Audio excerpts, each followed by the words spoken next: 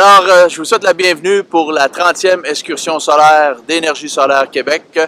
Et pour cet événement exceptionnel, nous allons aller en Ontario visiter deux projets solaires, dont, entre autres, la première escale. On va aller visiter le nouveau siège social du Canadian Passive House Institute, l'Institut canadien de l'énergie solaire passive à Curran, en Ontario. Un projet solaire passif, un bâtiment exceptionnel avec plancher radiant, système de géothermie. Tout est axé sur l'aspect solaire passif. Et le deuxième arrêt, on va aller visiter le parc solaire photovoltaïque Stardale de Inergex Énergie renouvelable.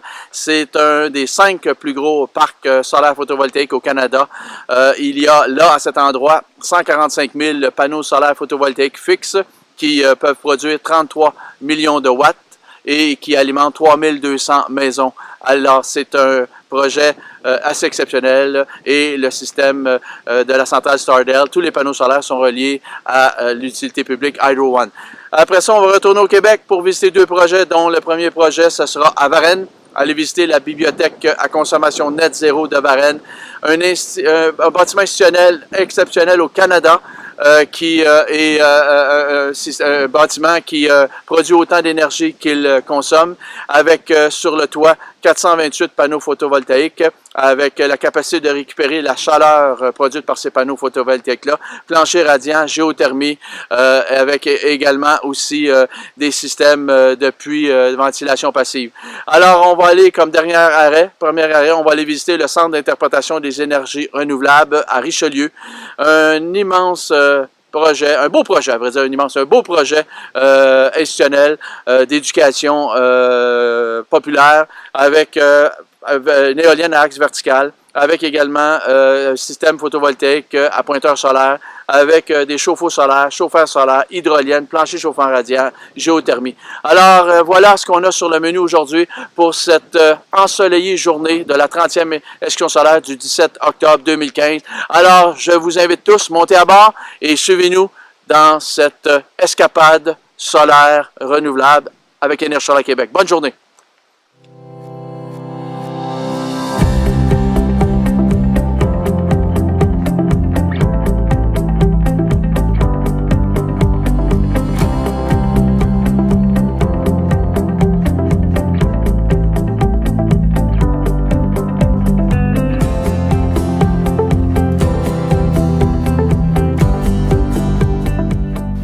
So here we have basically a warehouse built to Passive House standard with the traditional Central European style timber frame construction.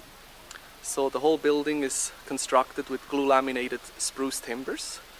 Even the stud system for the wall panels, we have used glue laminated studs. We have filled stud cavities with Roxul insulation. So we have an 8-inch thick insulation between the studs. We have added 60 millimeter 3 3/8 of an inch wood fiber insulation as an exterior insulation to cut thermal bridging through the studs. On the interior we have a 2x4 stud service cavity where all the mechanical and electrical will run, so it will not penetrate our air and vapor control. This stud cavity will also be filled with the batt insulation to add more R value to the wall. And by looking at the building, we can see that we have fairly big windows facing to the south. We're looking at the south facade here. We have big windows in the south to gain solar heat in the winter. So that heat will be distributed through the whole building through a high-performing ventilation system. You can also see that the building has a very large overhang. This overhang serves us, first of all, to protect the building from weather, but it also serves to protect the windows from the sun during the summertime, that we're not going to overheat. So that's a bit of the basic concept of the passive house construction. We're going to use about 90% less energy than if we were to build very traditional to the building code standards.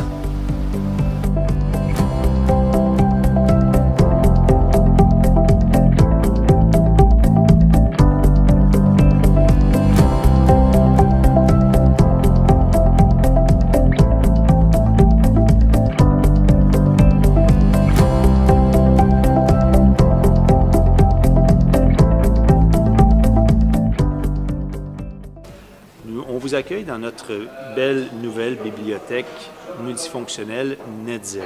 En fait, c'est un projet extraordinaire, c'est un projet unique.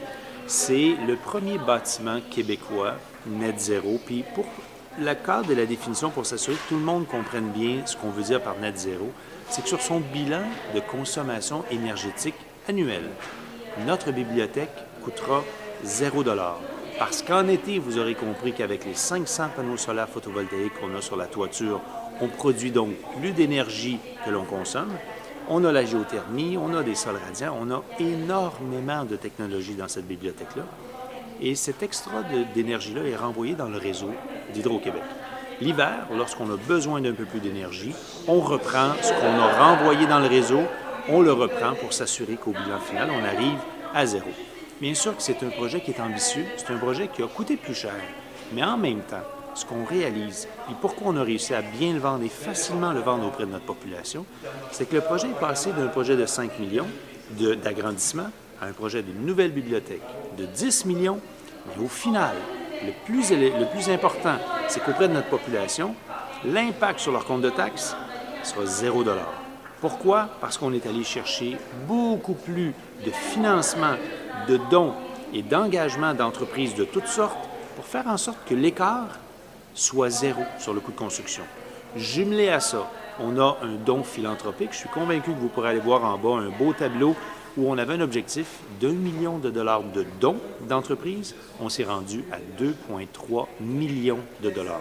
Donc, quand on additionne tous ces éléments-là, pour la Ville de Varennes, c'est assurément un projet extraordinaire, un projet grandiose. Et votre visite aujourd'hui est un témoignage d'une reconnaissance, la même chose que pour le reportage que l'on a vécu à Découverte, où on est extrêmement fiers. Donc, à tout le monde, bienvenue et à la prochaine.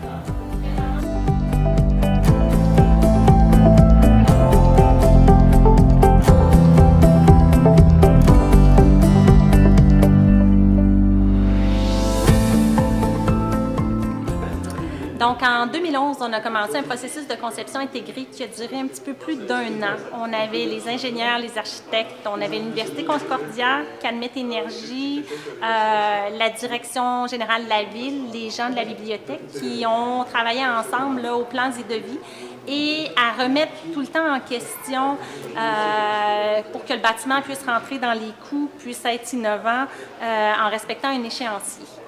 Donc, on a ouvert le bâtiment au public le 19 décembre 2014. Les gens étaient très contents, ils voulaient voir le bâtiment depuis longtemps. Les gens, on a eu une augmentation quand même assez fulgurante de la population qui vient, qui se sont réabonnés. Le prêt de livres est beaucoup supérieur à ce qu'on avait avant. Les résistances dans le public, c'était quoi? Le coût du projet. Le coût du projet? Le coût du projet au départ. Ils avaient peur à ce que ça coûte beaucoup trop cher sur leur compte de taxes. C'est pour ça qu'on a fait la campagne de dons, qu'on est allé chercher beaucoup de subventions et qu'on a travaillé très fort de ce côté-là.